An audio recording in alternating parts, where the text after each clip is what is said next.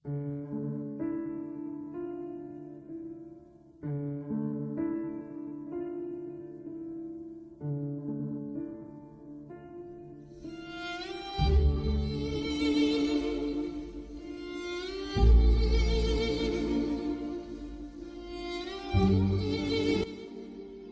ៅទស្សនៈជីវិតរៀបរៀងដោយភិក្ខុជោតបណ្ឌិតោជួនចិន្តាអារម្មណ៍កថានៅក្នុងសកលលោកយើងនេះគឺមានជីវិតសត្វប្រភេទជាច្រើនប្រភេទដែលមានលក្ខណៈដូចគ្នាខ្លះផ្លែកផ្សេងពីគ្នាខ្លះបានកើតឡើងព្រមគ្នាជាមួយនឹងធម្មជាតិដ៏ស្រស់ល្អប្រណិតហើយបណ្ដានៃជីវិតសត្វទាំងឡាយនោះមានតែជីវិតជាមនុស្សយើងនេះទេដែលល្អប្រសើរជាងគេព្រមទាំងមានបញ្ហាក៏ច្រើនជាងគេផងដែររាល់បញ្ហាទាំងអស់មានតែបញ្ហានៃជីវិតទេដែលមនុស្សយើងគ្រប់គ្នាមិនអាចសិក្សាឲ្យបានអស់បើទោះបីជាទស្សនវិទូខាងសាសនាក្តីអ្នកវិទ្យាសាស្ត្រក្តីក៏មិនងាយនឹងសិក្សាអំពីជីវិតទៅឲ្យអស់បានដែរព្រោះថាជីវិតមនុស្សយើងនៅក្នុងលោកយើងនេះគឺតែងតែជួបប្រសពនៅសេចក្តីសុខទុក្ខជាប្រក្តីនេះគឺជារឿងធម្មតាទៅហើយសម្រាប់ជីវិតដែលរស់នៅក្នុងវដ្តសង្សារមួយនេះទំព័ររបស់ជីវិតគឺជាសៀវភៅមួយដែលមនុស្សយើងគ្រប់រូបសិក្សាមិនចេះចប់យើងរៀនក៏មិនចេះអស់កាន់តែចេះយើងកាន់តែដឹងច្រើនគ្មានថ្ងៃណាអាចបញ្ចប់ទៅបានឡើយបុគ្គលកាន់តែចាស់កាន់តែមាននៅបទពិសោធន៍នៃជីវិតហើយថែមទាំងយល់ដឹងអំពីរឿងរ៉ាវក្នុងជីវិតក្នុងលោកបានច្រើនទៀតផងបទពិសោធន៍នៃជីវិតបានជំរុញឲ្យមនុស្សយើងបានយល់កាន់តែច្បាស់អំពីបញ្ហារបស់ជីវិតធ្វើឲ្យមានការប្រណាំងប្រជែងគ្នានៅក្នុងការរស់នៅប្រកបដោយសេចក្តីព្យាយាមនឹងការតស៊ូដ៏ស្វិតស្វាញទាំងចំណេះដឹងទាំងយុទ្ធសាស្ត្រព្រមទាំងសម្បត្តិរហូតដល់ថ្ងៃបញ្ចប់នៃជីវិតព្រោះថាពិភពលោកសពថ្ងៃនេះយើងមើលទៅហាក់ដូចជាធំទូលំទូលាយនឹងយុត្តិធម៌ហើយប្រទេសនីមួយៗហាក់បីដូចជាមានប្រជាធិបតេយ្យបើទៅតាមការពិតទៅគឺពោរពេញទៅដោយភាពខ្មៅកខ្វក់និងល្បិចកលជាច្រើននៅក្នុងការរស់នៅបើអ្នកស្លូតពេកអ្នកត្រង់ពេកហើយអ្នកបានត្រឹមត្រូវតាមច្បាប់ពេកអ្នកមុខជានឹងត្រូវបានគេបោកប្រើ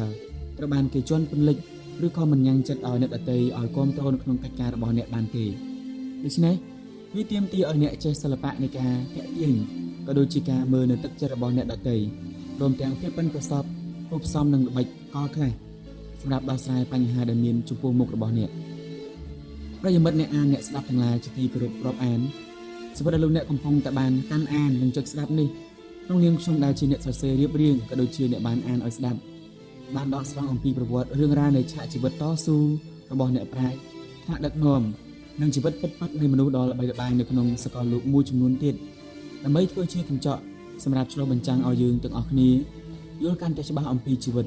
ដែលបានកើតមកនៅក្នុងលោកយើងនេះដូច្នេះហើយខ្ញុំទាល់គឺសូមដាក់ឈ្មោះសៀវភៅនេះថាទស្សនៈជីវិតគឺចង់ឲ្យមិត្តអ្នកអានអ្នកស្ដាប់បានយល់ដឹងកាន់តែច្រើនអំពីជីវិតហើយចេះអប់រំបន្ទន់ចិត្តរបស់ខ្លួនឲ្យឈានទៅរកសេចក្តីសុខស្ងប់វាចាកអំពើហិង្សាគ្រប់ប្រភេទដើម្បីសុខសុភមង្គលនៃក្រុមគ្រួសារសៀវភៅនេះខ្ញុំបានចាប់ផ្ដើមសរសេរឡើងនៅថ្ងៃច័ន្ទ15កើតខែជេឆ្នាំរោងចត្វាស័កពុទ្ធសករាជ2556ត្រូវនឹងថ្ងៃទី4ខែមិថុនាឆ្នាំ2012ដើម្បីជាការតបស្នងសងគុណចំពោះព្រះពុទ្ធសាសនាខ្ញុំបានឆ្លៀតឱកាសនេះដើម្បីធ្វើការសិក្សារៀនសូត្រនិងកិច្ចការងារមន្ត្រីសង្ឃចំណាយពេលចងក្រងសៀវភៅនេះឡើងគឺសម្រាប់បម្រើឲ្យព្រះពុទ្ធសាសនានិងសង្គមជាតិទាំងមូលខ្ញុំសង្ឃឹមថាសៀវភៅនេះនឹងបានជាឧត្តមគតិមួយដ៏តូចនៅក្នុងការចូលរួមចំណែកនៅក្នុងសង្គមជាតិនិងសាសនាមួយទៀតខ្ញុំគិតថាទ្រឹស្ដីដែលមាននៅក្នុងសៀវភៅទាំងអស់នេះគឺមិនល្អទាំងស្រុងនោះទេគឺតែងតែមាននៅកំហុសខុសឆ្គងខ្លះជាក់ជាមិនខានឡើយអាស្រ័យហេតុនេះបើសិនបើខ្ញុំសរសេរទៅមានការខុសឆ្គងដោយបទបាតអក្ខរាវិរុទ្ធពាក្យពេចន៍អត្ថន័យភាសាបាលីសំស្ក្រឹតបកស្រាយមិនបានសមរម្យក្តីដោយប្រការណាមួយដោយចេតនាក្តីដោយអចេតនាក្តីសូមមិត្តអ្នកអានលោកអ្នកប្រាជ្ញកវីបណ្ឌិតកល្យាណមិត្តនិងពុទ្ធបរិស័ទគ្រប់មជ្ឈដ្ឋានមេត្តាខន្តីអភ័យទោសដល់រូបខ្ញុំផងរួចហើយក៏សូមជួយកែលម្អជាកុសលតាមចេតនាផងទៅចុះវត្តចំពោះវ័នប៉ោយសំរោង15កើតខែកដិតឆ្នាំរោងចត្វាស័កពុទ្ធសករាជ2556រៀបរៀងដោយភិក្ខុជោតបណ្ឌិតោជួនចិន្តា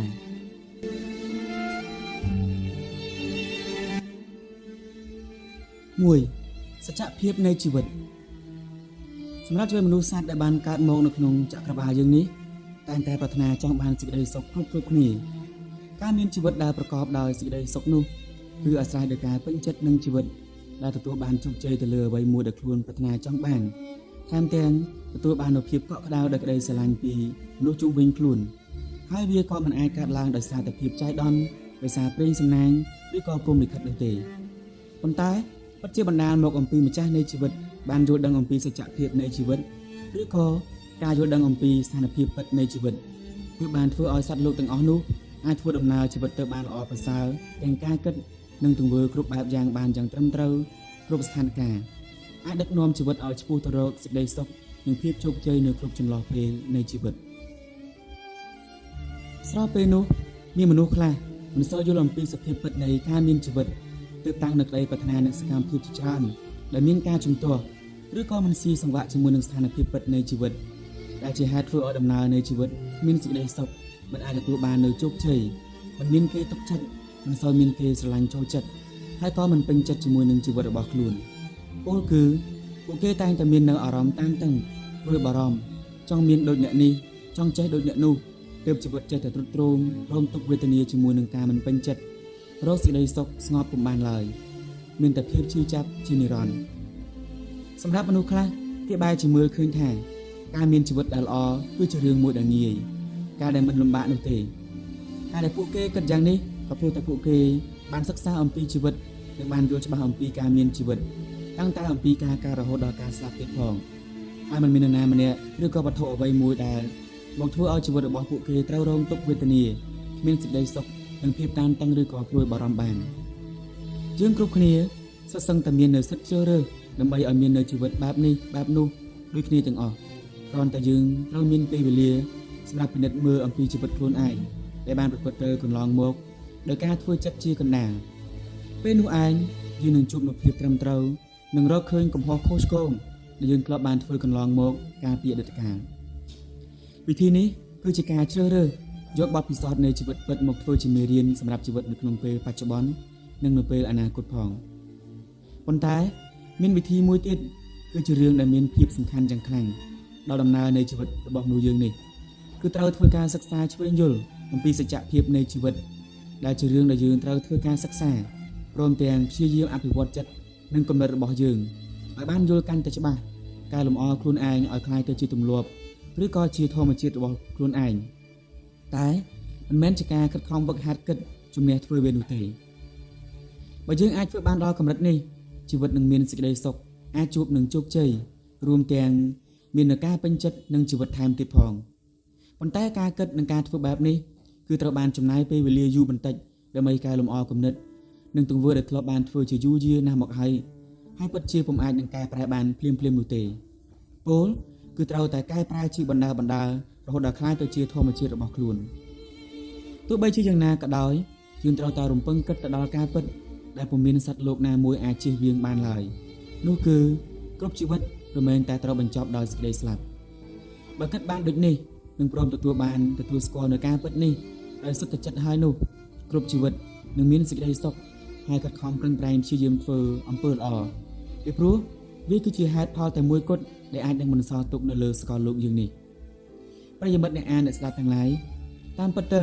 សច្ចភាពនៃជីវិតមិនមែនជារឿងដែលលំបាកនោះទេគឺយើងអាចធ្វើការសិក្សាឆ្វេងយល់បានដោយខ្លួនឯងជានិច្ចលើកលែងតែមនុស្សដែលពុំព្រមទទួលស្គាល់ការពិតតែប៉ុណ្ណោះតើអ្វីទៅជាសច្ចភាពនៃជីវិតការស្គាល់ពីការពិតនៃជីវិតអាចនឹងធ្វើឲ្យមនុស្សយើងចេះប្រុងប្រយ័ត្នពុំមាននៅសេចក្តីធ្វេសប្រហែសហើយការគិតក៏ដូចជាការធ្វើអ្វីមួយគឺរមែងតែគិតអំពីហេតុផលដ៏ត្រឹមត្រូវការពិតវាគឺជារឿងមួយដែលយើងត្រូវដឹងដើម្បីស្វែងយល់អំពីចំណុចដែលត្រឹមត្រូវអាចយកមកប្រើប្រាស់នៅក្នុងជីវិតរបស់យើងក៏ដូចជាការងារទាំងនោះមាន3ប្រភេទគឺអនិច្ចាសភាពជារបស់មិនទៀងទាត់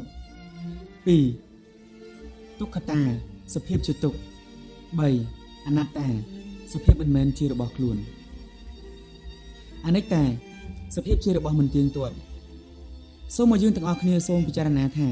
សម្បីតែការប្រកបអាជីវកម្មហើយមានមុខទំនិញខ្លះលក់ដាច់ខ្លាំងជាងគេក្តីក៏គង់តែមានថ្ងៃណាមួយបែរជាលក់មិនដាច់ទៅវិញហើយជនដែលជាម្ចាស់ក៏ត្រូវតែធ្វើការកែលម្អសាជាថ្មីផងដែរ បើសិនបើមិនអញ្ចឹងទេមុខជាត្រូវអ្នកដតេដណ្ដើមយកចំណាយខ្លះនៃទីផ្សារឬមួយក៏អាចមានទំនិញផ្សេងទៀតចូលមកជំនួសវិញជាក់ជាមិនខានឡើយសម្រាប់សង្ខារធម៌ទាំងឡាយរបស់មនុស្សសត្វគឺមិនទៀងទាត់ទេគឺតែងតែមានការប្រែប្រួលជានិច្ចទៅតាមកាលវេលានៃអាយុរហូតដល់ទីបញ្ចប់នៃជីវិតប៉ុន្តែមានសត្វលោកខ្លះមិនព្រមទទួលស្គាល់ការពិតនេះទេហើយបែរជាការទប់ស្កាត់ផ្លូវចិត្តមិនបានទើបបាននាំគ្នាប្រឹងប្រែងស្វែងរកវិធីកែច្នៃសម្រស់ឲ្យមើលទៅក្មេងជាងវ័យ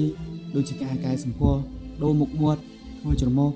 ឬក៏កែច្នៃអវយវៈផ្សេងទៀតដែលផ្នែករាងកាយឲ្យមើលទៅស្រស់ស្អាតជាងមុនធ្វើបើការកែកុនបានមួយរយៈពេលក៏ពិតមែន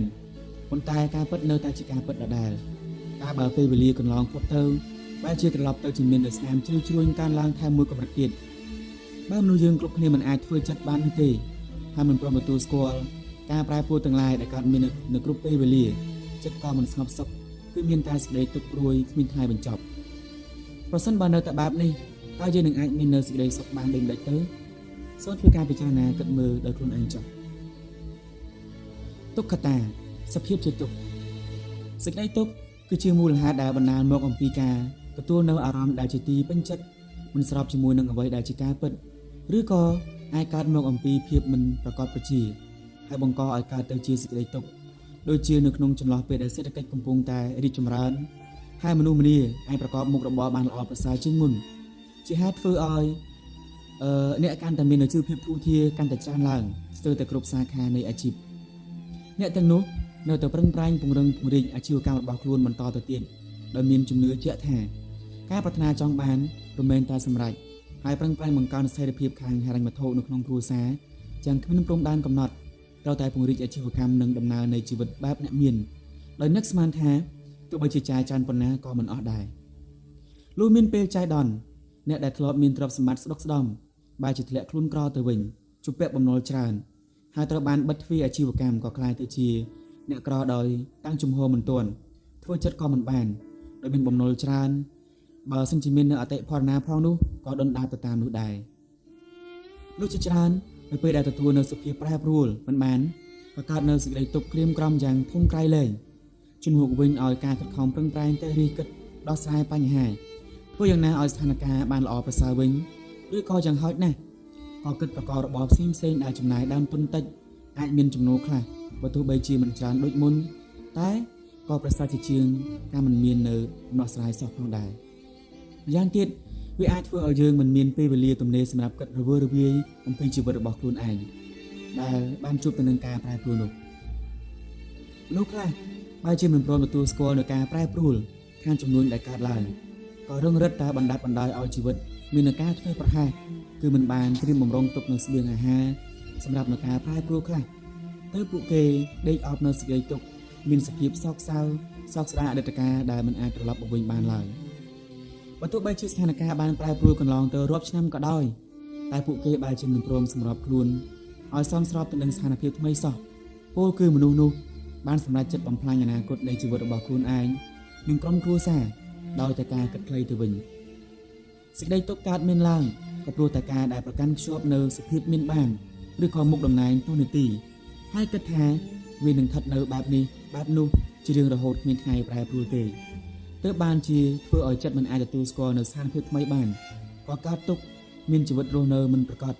ចង់តែត្រឡប់ទៅសភាពដើមមួយដែលខ្លួនពេញចិត្តប៉ុន្តែតាមពិតទៅវាគឺជាអ្វីដែលពិបាកនឹងធ្វើបានដូច្នោះហើយយើងត្រូវតែព្រមទទួលស្គាល់នៅស្ថានភាពពិតដែលកើតមានឡើងនៅក្នុងជីវិតរបស់យើងហើយបណ្ដោយឲ្យអ្វីដែលកន្លងហួសផុតទៅនោះឲ្យវាហួសទៅចុះចំណុចសំខាន់នៅត្រង់ថាយើងនឹងធ្វើយ៉ាងណាឲ្យបានល្អបំផុតជាមួយនឹងជីវិតដែលនៅសេសសល់ជាបន្តទៅទៀតតាមពិតទៅមុខតំណែងស្ថិរភាពសេដ្ឋកិច្ចស្នេហាកិត្តិយសកេរ្តិ៍ឈ្មោះគឺសុទ្ធតែជាអ្វីដែលមិនថិតថេរគឺមិនយូរអង្វែងមានកើតមានកើនមានការថយចុះនិងមានការអស់រលីងមានស្ដាប់ទៅវិញអ្វីទាំងអស់នេះគឺជារឿងធម្មតារបស់សត្វលោកទេតើហេតុនេះមនុស្សដែលមានការយល់ដឹងទាន់ពិតអំពីជីវិតនោះគឺគេមិនសូវជាកើតទុកជាមួយនឹងការប្រែប្រួលផ្សេងៗប្រមាណនោះទេសម្រាប់នៅការកើតឡើងនៅក្នុងដំណើរជីវិតរបស់ពួកខ្លួនឯងនោះប៉ុន្តែមិនមែនមានន័យថាអស់មនុស្សយើងគ្រប់គ្នាទៅលះបង់ទៅសាងភ្នួរទាំងអស់នោះទេមានន័យថាយើងត្រូវតែខិតខំប្រឹងប្រែងប្រកបមុខរបររកស៊ីចិញ្ចឹមជីវិត គឺទៅតាមគន្លងធម៌សេចក្តីទៀងត្រង់ហើយត្រូវតែប្រកបកិច្ចការនោះឲ្យមានការរីកចម្រើនមានការទទួលខុសត្រូវខ្ពស់ទៅលើការងារនិងក្រុមគ្រួសាររបស់ខ្លួនហើយយើងត្រូវតែបំពេញភារកិច្ចនោះឲ្យបានល្អបំផុតនៅក្រោមឥទ្ធិពលនៃគុណធម៌ប្រសិនបើមានការប្រែប្រួលខាងស្ថិរភាពខាងសេដ្ឋកិច្ចទូនាទីការងារសូម្បីតែនៅក្នុងក្រុមគ្រួសាររបស់យើងគឺត្រូវចេះធ្វើចិត្តយ៉ាងណាឲ្យទទួលស្គាល់ស្ថានភាពពិតដែលបានប្រែប្រួលរួចទៅហើយនោះផងសម្រាប់មនុស្សបែបនេះគឺជាមនុស្សដែលដឹងហេតុការណ៍នៅក្នុងជីវិតពិតអនត្តាសភាពមិនមែនជារបស់ខ្លួនវាគឺជាការដាស់តឿនមួយឲ្យមនុស្សយើងមានការយល់ឃើញថាសពសត្វសុទ្ធតែជាការសន្មតមិនគួរឲ្យយើងប្រកាន់មាំរហូតដល់កើតនៅសេចក្តីទុក្ខដោយមិនចាំបាច់នោះទេរឿងនេះមិនងាយស្រួលប្រមាណទេតែមនុស្សយើងអាចទុកចិត្តមិនរំធត់ជាមួយនឹងការប្រែប្រួលមិនតក់ស្លុតជាមួយនឹងការបាត់បង់មិនតក់ស្លុតជាមួយនឹងសេចក្តីស្លាប់ដែលកើតមានឡើងនៅក្នុងជីវិតរបស់ខ្លួនបើសិនបើមានបុគ្គលណាម្នាក់បានយល់អំពីសច្ចភាពនៃជីវិតហើយដឹងទាន់ហេតុការណ៍នឹងអាចសម្របចិត្តសម្រាប់ការគិតរបស់ខ្លួនទាំងខាងក្នុងនិងខាងក្រៅនៅគ្រប់ស្ថានភាពដែលជីវិតយើងនឹងទៅប្រឈមមុខរមែងធ្វើឲ្យបុគ្គលទាំងនោះមាននូវសេចក្តីសុខយ៉ាងពេញលេញព្រោះជីវិតអាចទទួលបានជោគជ័យនិងពេញចិត្តជាមួយនឹងជីវិតរបស់ខ្លួនឯងរហូតទៅទើបសមជាមួយនឹងការដែលកើតមកជាមនុស្សសរុបសេចក្តីមកការទទួលស្គាល់ការពិតក្នុងរឿងរ៉ាវដែលមិនថិតថេរនៃជីវិតរមែងយល់អំពីអ្វីដែលបានចាប់ផ្ដើមហើយបើកទ្វារចាក់ចេញអំពីទីនេះទៅកាន់ជីវិតមួយដ៏ស្រស់បំព្រងនិងគុណភាពនៃជីវិតអ្នកដទៃបើរាប់គឺចិត្តចំពោះញាតិមិត្តបើមិនរាប់គឺឆ្ងាយ